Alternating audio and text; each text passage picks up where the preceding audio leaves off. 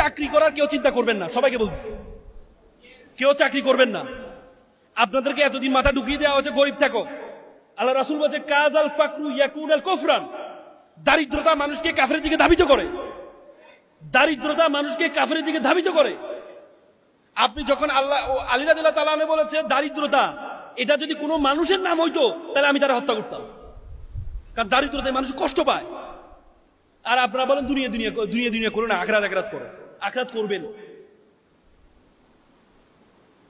আখিরাত করবেন, কিন্তু আপনাকে দুনিয়া। আল্লাহ রাসূলের কাছে একজন সাহাবা আসেন, ইয়া রাসূলুল্লাহ আমি চিকনা হয়ে যাচ্ছে, আমার একটা দোয়া পড়ে দেন।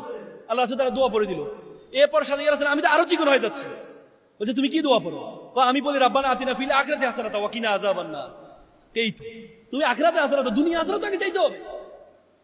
আগে তো দুনিয়া হাসানাত চাইতে হবে, তারপরে না আখিরাতের। আগে তো তোমার দুনিয়াতে পাঠানো হইছে রে ভাই, তারপরে তোমাকে আখিরাত। পৃথিবীর যত আমাদের ইসলাম ধর্মের যত বড় ইবাদত গুলো আছে, বেশিরভাগ ইবাদত কার জন্য? টাকাওয়ালাদের জন্য।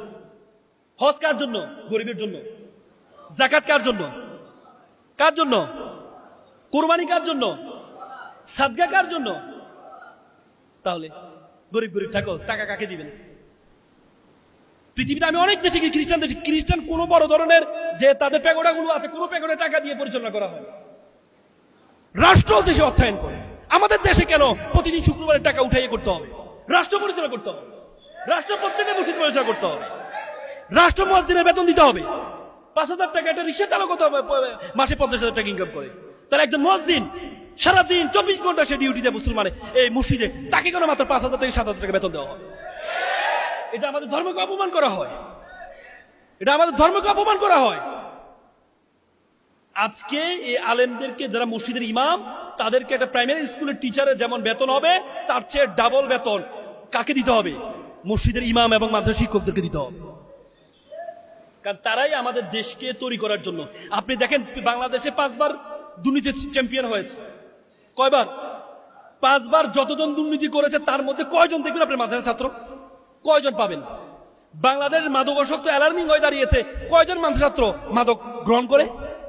তার মানে বাংলাদেশকে সুন্দর করার জন্য তারা করে। আর আপনি সকল ফলাফল দেন কাকে? যাদের কোনো নৈতিকতা নাই, যাদেরকে টাকা দিবেন 100 টাকা, 99 টাকা খাই ফেলে, তাদেরকে আপনি দেশ তৈরি করার জন্য দেন।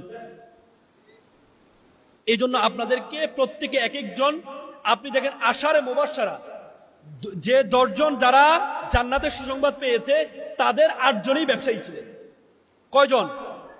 আজকে জুবাইর ভাই উনি যদি চাকরি করতেন, হয়তো একটা কলেজের টিচার হইতেন না বিশ্ববিদ্যালয়ের টিচার হইতেন, কিন্তু তার অধীনে কতজন এখন চাকরি করে?